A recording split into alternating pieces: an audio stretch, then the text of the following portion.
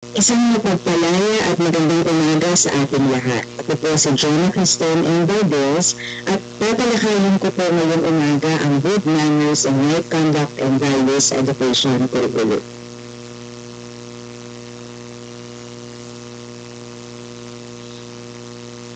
Narito po ang aking balangkas ng pagtalakay ng shaping paper ng GMRC at Values Education. Mag-uumpisa po ako sa batayan ng asignatura, sa balangkas ng kurikulum at sa ating gabay pang kurikulum. So saan po ba nagmula ang ating gagamitin o ang ating ginagamit ng GMRC and Values Education Curriculum? Ito po ay nagmula sa ating RA 11476 na napirmahan o naging batas noong 2020. At ito ay ang tinatawag ng GMRC and Values Education Act. Sa ating mga core subjects, no? O yung tinatawag nating mga subject ng math, science, and English. So kung ang ilalaang oras po ay 1 oras sa bawat meeting, 5 beses sa isang linggo, gayon din po ang ilalaang oras para sa ating GMRC at Values Education. Nakapaloob din po sa ating RA 11476 yung ating tinatawag na whole school approach o yung pagtutulungan po ng ating paaralan, tahanan at komunidad upang mas matutuhan ng mga mag-aaral ang ating mga itinuturong pagpapahalaga. So dito po sa aking pagtalakay mamaya, bibigyan ko kayo ng ilan sa mga halimbawa na ating paggamit ng ating whole school approach. So ano po ba ngayon yung katangian ng ating GMRC at VE curriculum? No? So sa pagbuo po nito, kagaya nga po ng nabanggit ko, tayo po ay nakabatay sa RA 11476 at mayroon din po tayong mga nabuong pangunahing ideya o ang ating mga big ideas. Nagkaroon din po tayo ng paglalaan ng hanay ng lilinanging pagpapahalaga na kaiba doon sa ating nakasanayang curriculum ng edukasyon sa pagpapakatao, no, na mayroon po tayong nakalaan na hanay na lilinanging pagpapahalaga upang maging gabay natin, no, maging makita natin ano yung focus ng mga pagpapahalaga na nais nating ituro sa ating mga mag-aaral. Nagkaroon din po tayo ng mas mahabang oras ng pagtuturo para sa GMRC at Values Education. Ang ating curriculum din po, makikita na ang DepEd core values at ito ay evident sa ating tema. Galing din po isinaalang-alang ang kognitibo, protektibo at asal ng mga mag-aaral sa pagtatasa. At ang pagbuo ng mga programa na makatutulong sa pagpapaigtingan ng pagtuturo at pagkatuto o ang ating whole school approach. Narito po ang ating balangkas ng kurikulum. Kapag tiningnan po ninyo, dito po sa gawing kanan, yung bilog, nakalagay po dito yung ating goal o yung ating layunin ng GMRC at VE curriculum. Ano po ba ito? Kabataang Pilipino na nagpapasya ng mapanagutan at kumikilos ng may wastong pag-uugali at pagkiling sa kabutihan at nagsasabuhay ng pagmamahal sa Diyos, sarili, pamilya, kapwa, kalikasan, bansa at sanlibutan tungo sa kabutihang panlahat. Kasunod po niyan, makikita natin ang ating core values. No? Simulan po natin sa makadiyos, makatao, makabansa, at makakalikasan. Sa ilalim po niyan, nakalagay din dito ang ating tema na ginamit sa ating kurikulum. Para po sa makadiyos, ang tema po ay pagmamahal sa Diyos. Para po sa makatao, ang tema po ay pagmamahal sa sarili, pamilya at kapwa. Para po sa makakalikasan, nakalagay po diyan yung ating pagmamahal sa kalikasan. At para po sa makabansa, ang pagmamahal sa bayan at daigdig. Kasunod po na makikita sa balangkas ay ang ating mga macro skills, no? Dati po sa ating edukasyon sa pagpapakatao, natatapos tayo sa pagkilos. Ngunit dito po sa ating bagong curriculum ng GMRC at VE curriculum, tayo po ay matatapos o tayo po yung sa cycle po niya tayo po ay magsasaalang-alang sa pagsasabuhay ng mga natututuhang pagpapahalaga. Uumpisa po yan sa pag-unawa, pagsangguni, pagninilay, pagpapasya, pagkilos, at pagsasabuhay. At ito po ay inaasahan natin sa ating mga aralin. No? Hindi lamang po basta nasasagawa nila ang mga behavior o magpapakita sila ng mga kilos, bagkos kailangan nila itong maipakita sa kanilang sariling pamumuhay. At makikita po natin yan sa takbo o doon sa flow ng ating mga lessons ngayon ng GMRC and Values Education. Kasunod po na makikita sa ating balangkas ay ang whole school approach, no? So dito po, binibigyan natin ng pagkakataon na magkaroon ng pag-uusap ang paaralan, ang ating mga tahanan, ang ating komunidad upang bumuo ng mga proyekto o mga gawain na tutulong upang mas matutuhan ng mga mag-aaral ang ating mga itinuturo sa loob ng classroom. Inaasahan po natin na sa mga darating na panahon, tayo po ay magkakaroon ng collaborative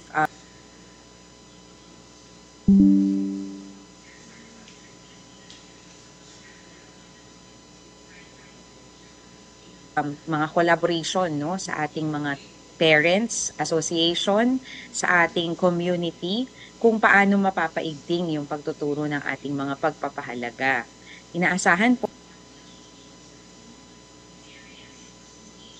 na ang mga paaralan ay bubuo ng mga proyekto.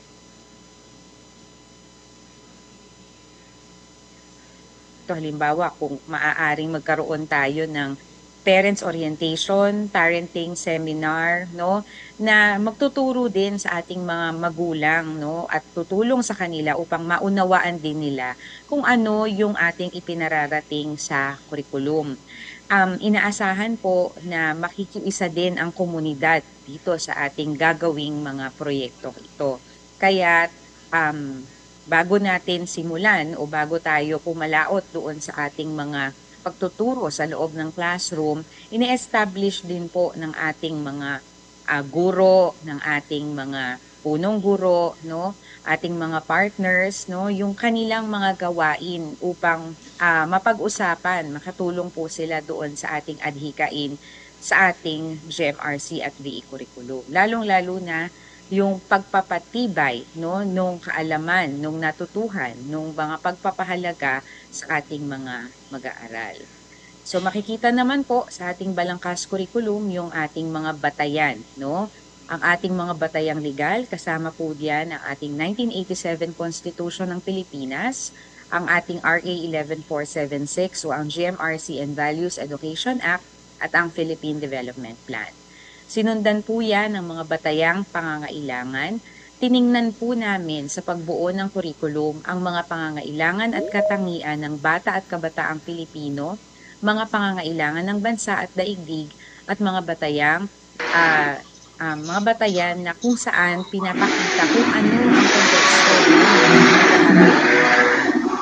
Kasunod din po diyan ang mga batayang filosofiya. Tayo po ay sumangguni, tiningnan po natin, no, ang personalismo at ang etika ng virtud. Gayon din ang mga gabay na teorya na nahati sa 5 bahagi o sa 5 grupo, ang anthropological, psychological, sociological, philosophical at technological.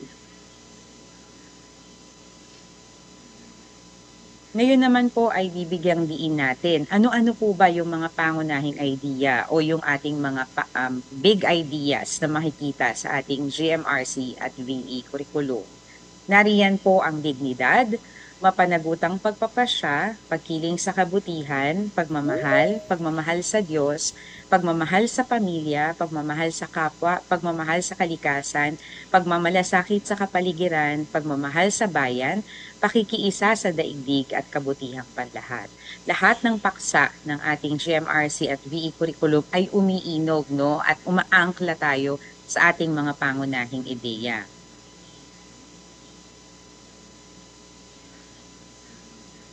Ang atin din pong GMRC at VE curriculum ay tumutulong upang malinang ang mga kasanayan ng 21 21st century skills ng ating mga mag-aaral. Narito po ang ilan sa mga example o mga halimbawa kung paano nakita at malilinang ang 21st century skills sa ating curriculum. Para po sa kasanayang pang-impormasyon, media at teknolohiya or information, media and technology skills, may ilang paksa po tayo sa iba't ibang grade level. Kagaya na lamang po sa grade 2, sa Baitang 2, wastong paggamit ng teknolohiya at iba pang kagamitan sa pakikipagkapwa. At para sa ating Baitang 7, mapanagutang paggamit ng social media bilang mamamayan. Kasunod po niyan ay ang kasanayang pakikipagtalastasan o communication skills. Pagkakaroon ng sariling kaibigan para sa Baitang 1, mga sariling gawin ng mabuting pakikitungo sa mga kasapi ng pamilya para sa Baitang 4, at pagpapatawad at pakikipagkasundo sa kapwa para naman sa ating Baitang 7. Tayo rin po ay may kasanayan sa pagkatuto at inobasyon o learning and innovation skills. Ano-ano po yan? Samples po mula sa grade 6, sariling pagmamahala sa mga patapong gamit teknolohikal, at para naman sa grade 7, pagninilay sa mga isyu ng bayan bilang bahagi ng espiritualidad. Para naman po sa ating kasanayan sa buhay at karera o life and career skills, nariyan po ang paksang pag-iimpok bilang paghahanda sa sariling kinabukasan para sa Baitang 5 at mga gampanin upang tugunan ang pangangailangan ng sariling kinabukasan para naman sa Baitang 10. Ilan din po sa mga nakapaloob na paksa ay tumatalakay sa mga isyong panlipunan o mga isinusulong din naman ng ating pamahalaan. Narito po ang ilan. Nandyan sa ating mga paksa, nakapaloob ang human rights, voters education, global citizenship education, mental health and well-being, peace education, disaster risk reduction management, education for sustainable development, at environmental protection and conservation. Narito po ang isang example o halimbawa kung anong minamapa sa curriculum ang ating 21st century skills at ang government trust.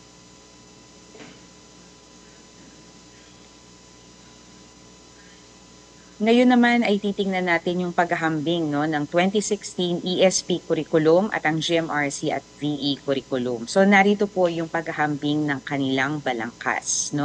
So makikita natin nasa gawing kaliwa yung ating ESP 2016 at yung ating GMRC at VE curriculum. So para po sa bilang ng kasanayang pampagkatuto, isa rin po sa dinecongest natin ay yung ating good manners and right conduct and values education.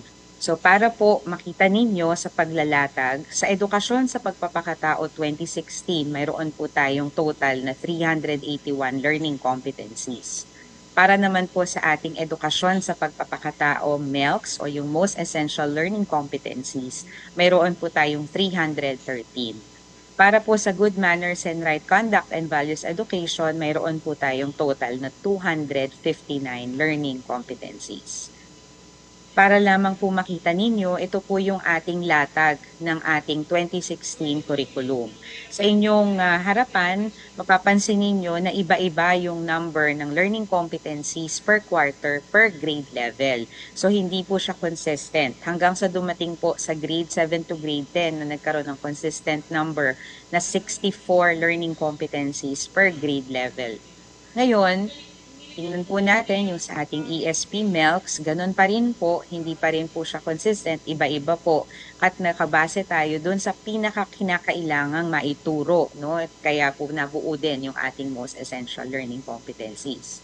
So ngayon po, ito na ang latag ng ating GMRC and Values Education curriculum.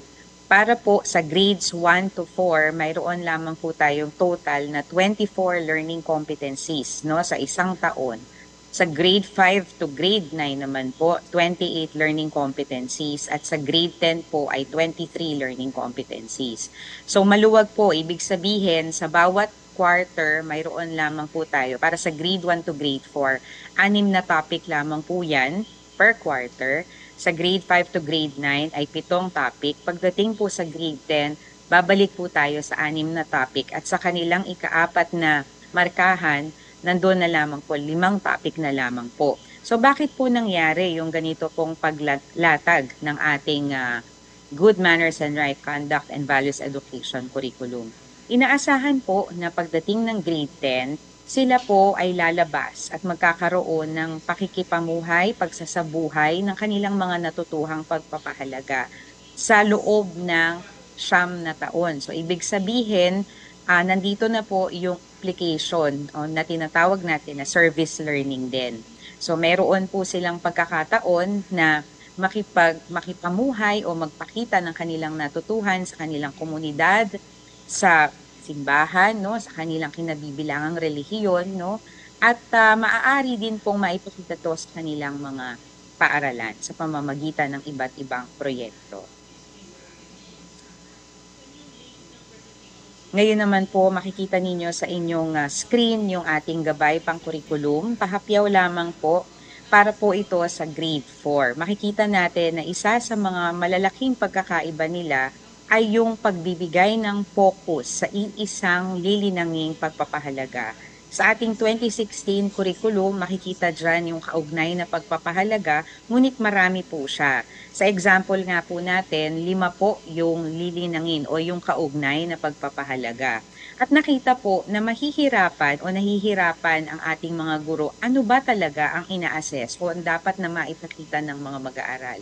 Kaya sa ating GMRC VE curriculum ay mayroon na lamang isang lilinanging pagpapahalaga upang mas mabigyang focus, no, ang ating pagtuturo ng ating GMRC and Values Education. So maaari maitanong ninyo, ano naman yung ibang mga pagpapahalaga? Hindi na ba ito maaaring maituro, no, o yung mga kaugnay na pagpapahalaga? Definitely, madadaanan yan at matatalakay, no? At hindi naman natin ipinagbabawal na maituro ito sa mga mag-aaral, lalong-lalo na sa talakayan at makakita tayo ng chance, no, or opportunity na makapag-insert ng mga related values, no, na maituturo sa ating mga mag-aaral. Ang sinasabi lamang po ng curriculum, yung focus po natin pagdating sa assessment ay yung nasa ating lilinanging pagpapahalaga. Gayon din po yung makikita ninyo sa ating mga textbook o sa mga libro o mga learning materials. Mayroon pong mga specificong values to be developed, no? At yun po yung tatalakayin sa aralin. Ngunit hindi naman ipinagbabawal na magtalakay pa ng ibang related values na maaaring maituro din sa ating mga mag-aaral.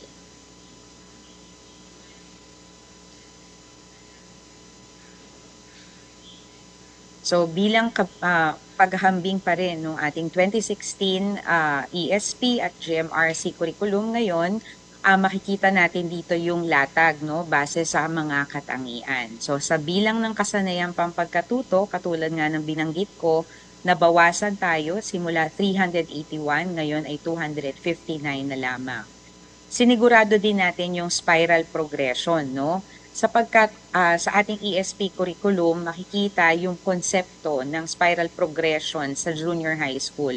Ngunit ngayon, sinikap na ito ay maipakita simula sa elementary, grade 1 hanggang grade 10, ay mayroon tayong spiral progression. Sa congestion naman, kakikitaan ng congestion noon ang ating ESP 2016 curriculum, no?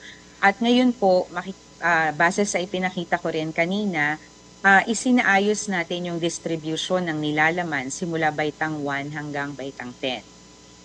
Sa usapin naman ng career guidance, dati po ang ating career guidance ay nakapaloob sa balangkas ng ESP 2016 curriculum at bahagi siya ng grade 9 ESP. Ngunit ngayon, ang career guidance po ay bahagi na lamang ng nilalaman sa pagbuo ng mapanagutang desisyon. sapagkat mayroong sariling batas ang career guidance o ang RA 11206 at mayroon din siyang sariling programa.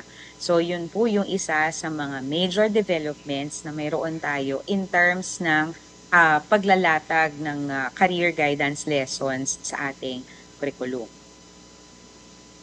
Para naman po sa ating domain, no?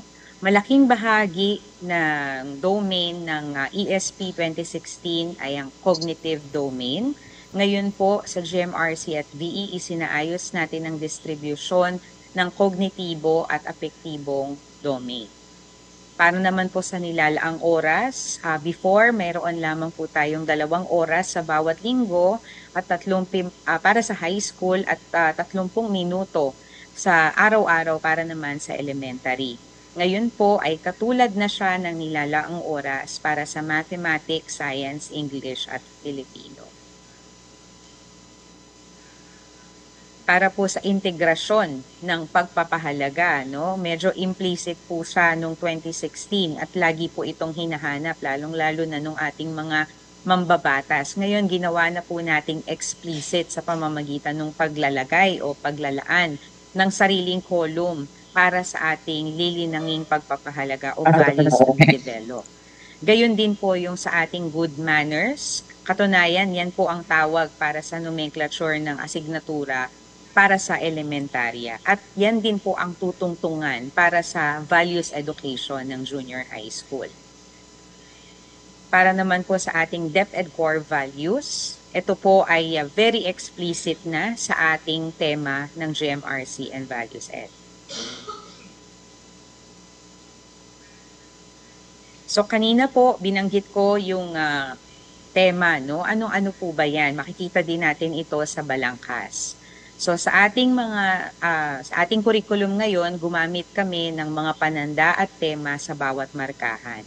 Para sa unang markahan, ang ating pananda ay sarili, ang ikalawang markahan ay pamilya, ang ikatlong markahan ay kapwa, at ang ikaapat na markahan ay pamayanan. Lahat po ng topic, no, ay sumunod sa ating tema. Ibig sabihin, hindi na po hihintayin ng bata na umabot ng ikaapat na markahan upang matalakay halimbawa ang pagmamahal sa Diyos. Sapagkat sa bawat quarter, nakapaloob na po yung lahat ng tema. Ibig sabihin, yun pong pagmamahal sa sarili, pamilya at kapwa, pagmamahal sa Diyos, pagmamahal sa kalikasan, at pagmamahal sa bayan. Lahat po yan ay tatalakayin sa bawat markahan, no? At ginagabayan lamang po tayo ng mga pananda, no, na makikita nyo rin po sa inyong screen. Narito naman po yung ating key stage standard, no? So para sa unang yugto at ikalawang yugto, makikita natin dyan yung ating good manners and right conduct o yung kabutihang asal at wastong pag-uugali, no? At para naman po sa ating ikatlong yugto, doon natin makikita yung ating values education, no? O yung ating mga paglinang ng mga pagpapahalaga.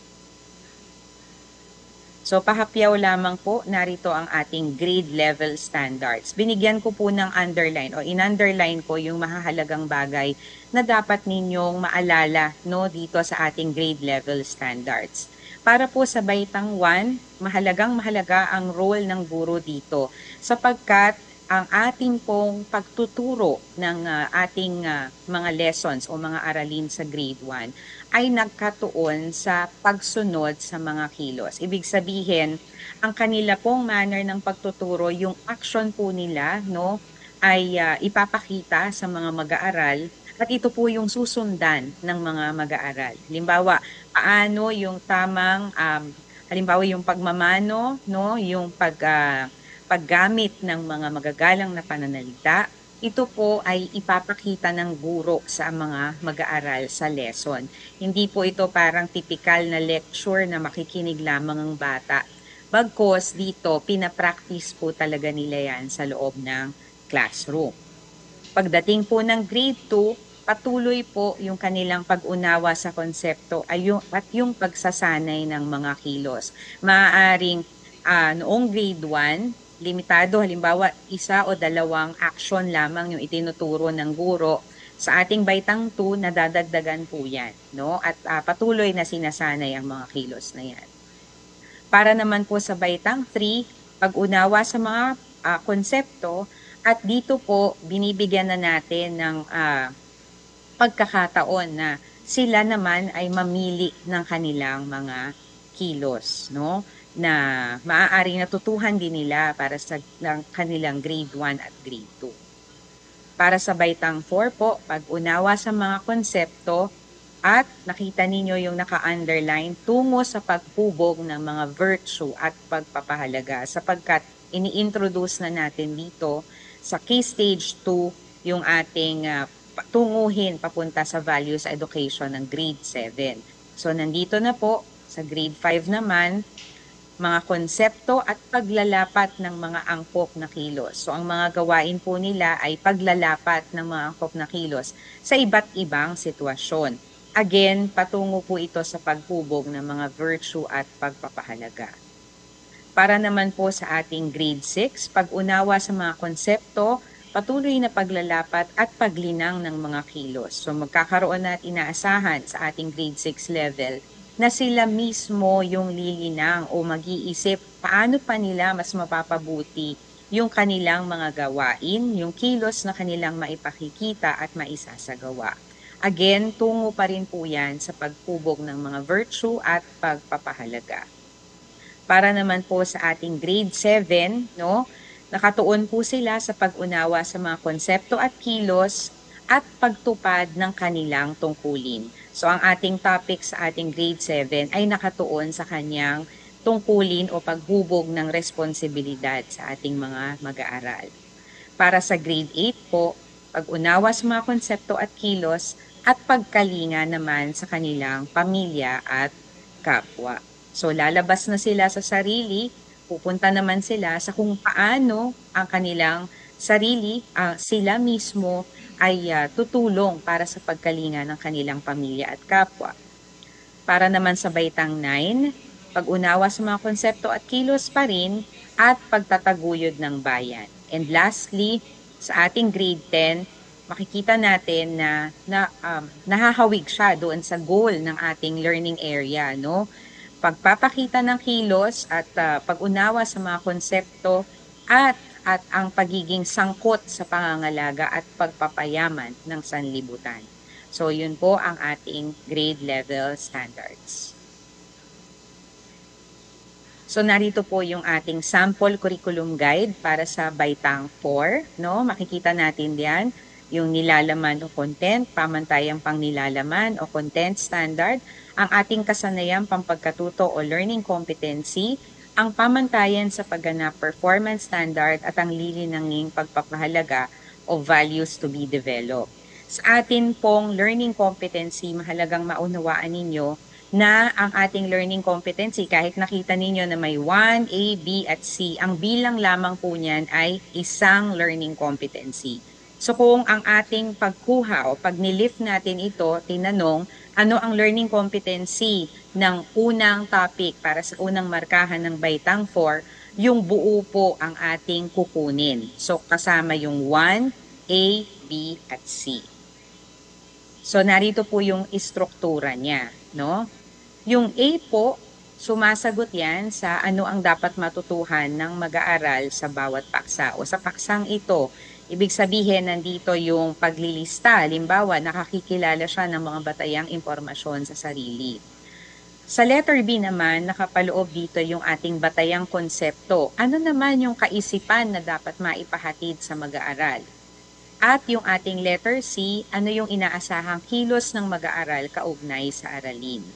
At yun atin pong numbered competency, yung 1, yung naipakikita ang tiwala sa sarili sa pamamagitan ng paggamit ng mga batayang impormasyon sa mga angkop na sitwasyon, nakapaloob naman dito yung ating nililinang na pagpapahalaga. So sa kabuuan po, nariyan ano yung dapat matutuhan, ano yung dapat na kanilang maintindihan, ano ang dapat maisagawa, at ano ang ating nililinang sa kanila na nakapaloob sa kabuuan ng ating learning competency. Sa aking pagtatapos, iiwanan ko po ito sa inyo. Ang pagsasabuhay ng pagmamahal sa Diyos, sarili, pamilya at kapwa, kalikasan, bansa at daigdig, tungo sa kabutihang panlahat ang natututuhan sa GMRC at VE, sapagkat ang tunguhin o outcome ay makapagpubog ng kabataang Pilipino na nagpapasya ng mapanagutan, accountable, kumikilos ng may wastong pag-uugali at pagkiling sa kabutihan. So with that, maraming salamat po